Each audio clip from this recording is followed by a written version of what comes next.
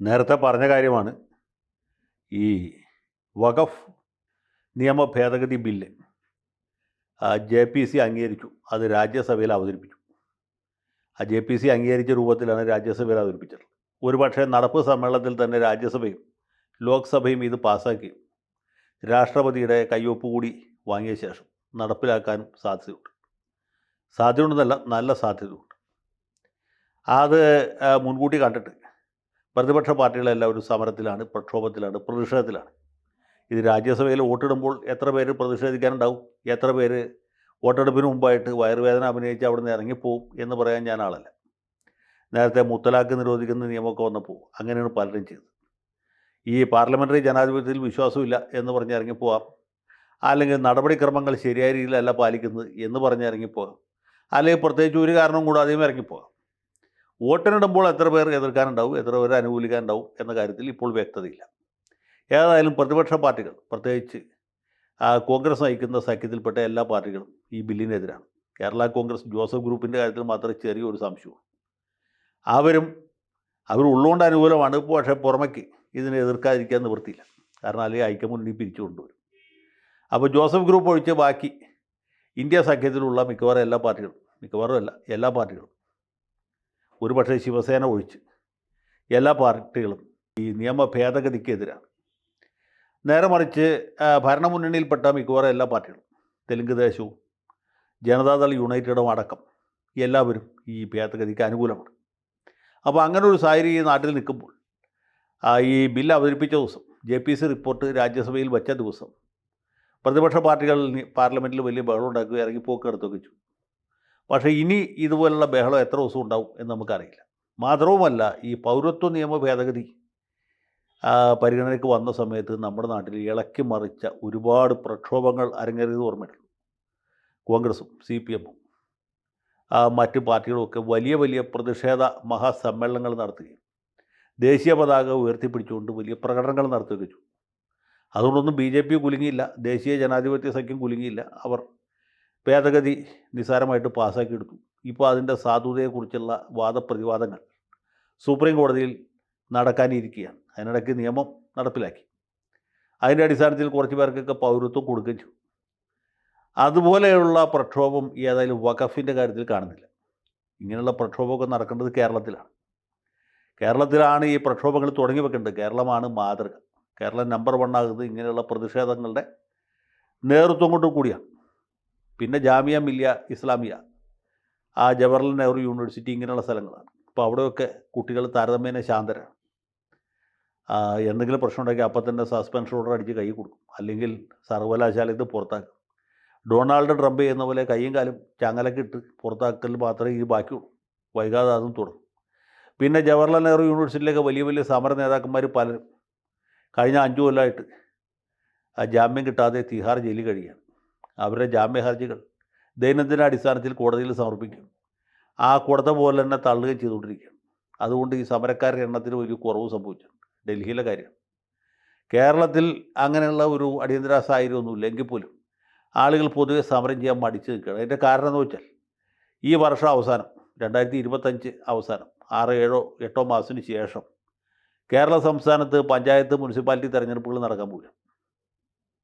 അപ്പോൾ ഇങ്ങനെ ഒരു സമരം ഈ സന്ദർഭത്തിൽ അതിശക്തമായിട്ട് നടത്തുകയാണെങ്കിൽ, പ്രത്യേകിച്ച് മുനമ്പം പോലെയുള്ള വിഷയങ്ങൾ ഇവിടെ നിൽക്കുന്ന സാഹചര്യത്തിൽ സമരം ചെയ്യുകയാണെങ്കിൽ അതിൻ്റെ പ്രത്യാഘാതം വോട്ട് പെട്ടിയെ ഏത് രീതിയിൽ ബാധിക്കും എന്ന സംശയമുള്ളതുകൊണ്ട് കാര്യം കുഞ്ഞാലിക്കുട്ടി സാഹിബും പാണക്കാട് തങ്ങളൊക്കെ വരാപ്പുഴ ആർച്ച് ബിഷപ്പിൻ്റെ അരമനയിൽ വരികയും അവിടെ നിന്ന് മധുരമിടാത്ത കട്ടൻ ചായ കുടിക്കുകയൊക്കെ ചെയ്തുവെങ്കിലും അതൊന്നും അധിക നാളത്തേക്ക് നീണ്ടു നിൽക്കുകയില്ല എന്നുള്ളത് കഴിഞ്ഞ 5 കൊല്ലം മുമ്പ് നടന്ന പഞ്ചായത്ത്, മുനിസിപ്പാലിറ്റി തെരഞ്ഞെടുപ്പിലും അതിൻ്റെ പുറകെ നടന്ന നിയമസഭാ തെരഞ്ഞെടുപ്പിലും ആളുകൾക്ക് ബോധ്യപ്പെട്ടതാണ്.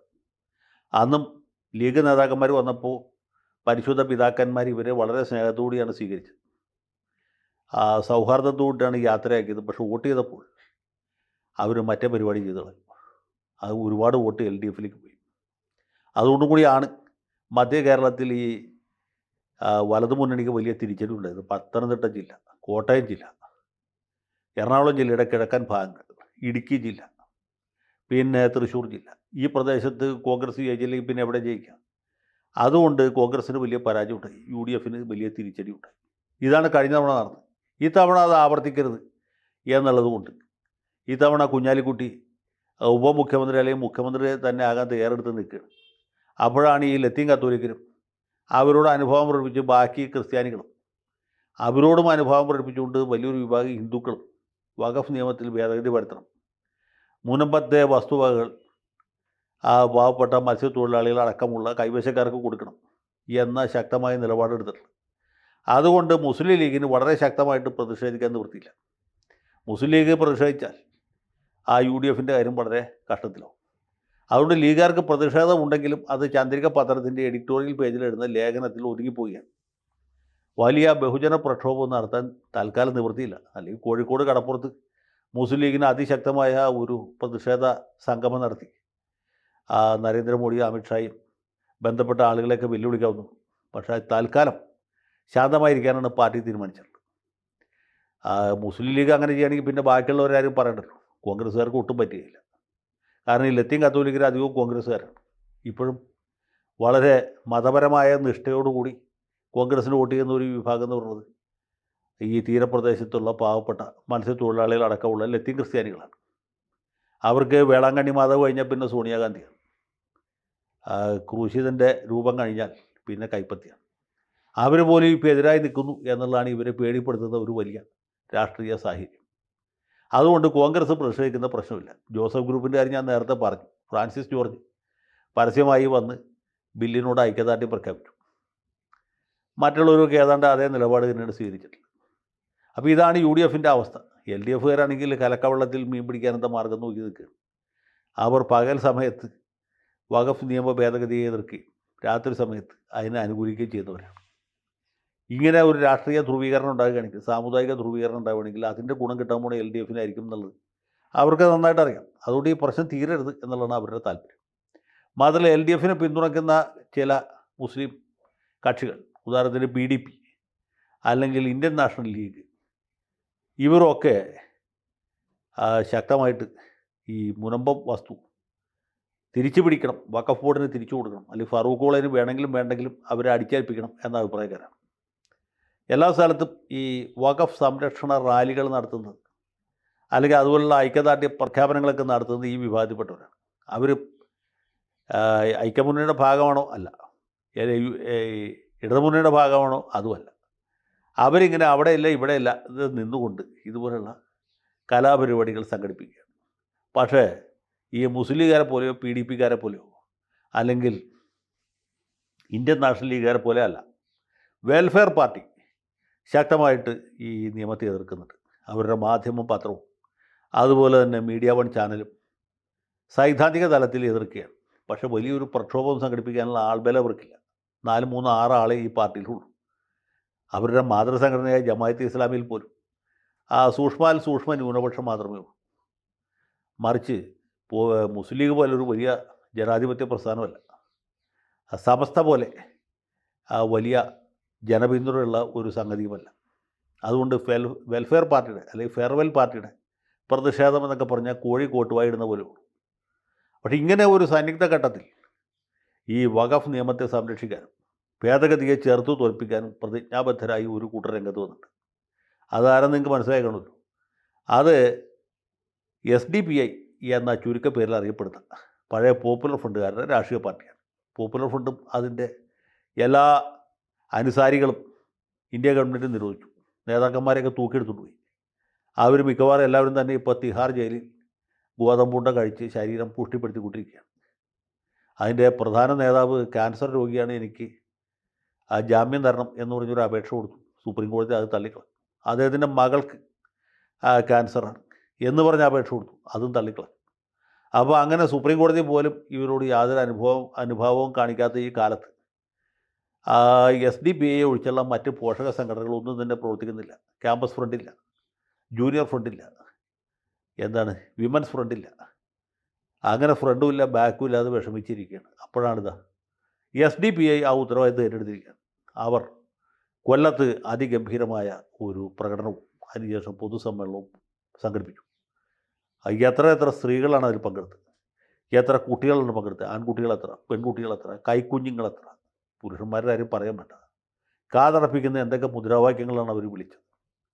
അവർ തക്ബീർ വിളിച്ചു, ഇൻക്ലാബ് സിന്ദാബാദ് വിളിച്ചു, മറ്റ് പല മുദ്രാവാക്യങ്ങളും വിളിച്ചു. കാലം മാറിയതുകൊണ്ടായിരിക്കും കയ്യും വെട്ടും കാലും വെട്ടും എന്ന മുദ്രാവാക്യം ഉണ്ടായില്ല. അതുപോലെ അരിയും മലരും വാങ്ങിച്ചോ എന്ന മുദ്രാവാക്യവും കേട്ടില്ല. അതൊഴിച്ച് ബാക്കി മിക്കവാറും എല്ലാ മുദ്രാവാക്യങ്ങളും അവിടെ മുഴങ്ങി. പിന്നെ പൗരത്വ നിയമ സമരകാലത്ത് വിളിച്ച 921 ഊരിയ കത്തി അറബിക്കടലിൽ എറിഞ്ഞിട്ടില്ല എന്ന മുദ്രാവാക്യവും ഉണ്ടായില്ല എന്നാണ് ഞാൻ മനസ്സിലാക്കുന്നത്. ഏതായാലും ഇൻക്ലാബ് സിന്ദാബാദ് കേട്ട് ഇപ്പോൾ അമിത്ഷായ്ക്കും നരേന്ദ്രമോദിക്കും ഒക്കെ ആകെ അങ്കലാപ്പായിരിക്കണം. നിങ്ങളതിൻ്റെ ദൃശ്യങ്ങൾ കണ്ടു കാണും എന്ന് ഞാൻ വിചാരിക്കും.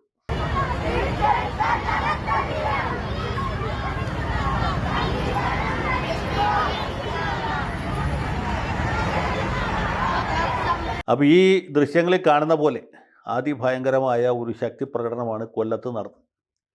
ഇത് തന്നെയാണ് ഏറിയ കൂറും മലപ്പുറത്തും കഴിഞ്ഞ ദിവസം നടക്കപ്പെട്ടത്. അപ്പോൾ കൊല്ലത്തും മലപ്പുറത്തും നടത്തിയ ഈ ശക്തി പ്രകടനങ്ങളോടുകൂടി ഒരു കാര്യം വ്യക്തമായി. ഈ വഖഫ് പോലെയുള്ള സംവിധാനത്തെ സംരക്ഷിക്കാനും ഭേദഗതി ബില്ലിനെ ചെറുത്തു തോൽപ്പിക്കാനും തൻ്റെ ഇടമുള്ള, താൻ പോരുമയുള്ള, നെഞ്ചൂക്കുള്ള, അല്ലെങ്കിൽ വരുംവരായകളെക്കുറിച്ച് ഭയമില്ലാത്ത യഥാർത്ഥ മതവിശ്വാസികൾ ഏത് പാർട്ടിയിലാണ് ഉള്ളത്? പഞ്ചായത്ത് തെരഞ്ഞെടുപ്പിനെ പേടിച്ച്, മുനിസിപ്പാലിറ്റി തെരഞ്ഞെടുപ്പിനെ പേടിച്ച്, കേരള സംസ്ഥാന നിയമസഭയിൽ കിടക്കുന്ന തെരഞ്ഞെടുപ്പിൽ ഭൂരിപക്ഷം കിട്ടിയില്ലെങ്കിൽ നമുക്ക് ഉപമുഖ്യമന്ത്രിയോ അല്ലെങ്കിൽ മുഖ്യമന്ത്രി ആകാൻ പറ്റുകയില്ലല്ലോ എന്ന് കരുതി ഭയപ്പെട്ട് ഇതുപോലെ പൊതുപ്രാധാന്യമുള്ളൊരു വിഷയത്തിൽ നിന്ന് ഒഴിഞ്ഞു മാറുന്ന, അല്ലെങ്കിൽ ഒട്ടകപക്ഷിയെ പോലെ മണലിൽ തല പൂഴ്ത്തി നിൽക്കുന്ന പാർട്ടി ഏതാണ്, അല്ലെങ്കിൽ പാർട്ടികൾ ഏതൊക്കെയാണ് എന്ന കാര്യം ഇതിനോടകം വ്യക്തമായി. ഏതായാലും ഈ പോക്ക് പോയാൽ 2047 ഭരണം ആർക്കായിരിക്കും എന്ന് ഞാൻ പ്രത്യേകം പറയേണ്ടതില്ല. അപ്പോൾ വെറും 21 കൊല്ലത്തെ താമസമേ ഉള്ളൂ. ഭരണം വരാൻ പോവുകയാണ്. ഈ രക്തഹരിത പതാക ചെങ്കോട്ടയുടെ മുകളിൽ പാറിപ്പറക്കുന്ന ദിവസം അധികം ദൂരെയല്ല എന്ന് മാത്രം ഞാൻ ഉറപ്പിച്ച് പറയാൻ ആഗ്രഹിക്കുകയാണ്. ഇൻക്ലാബ് സിന്ദാബാദ്.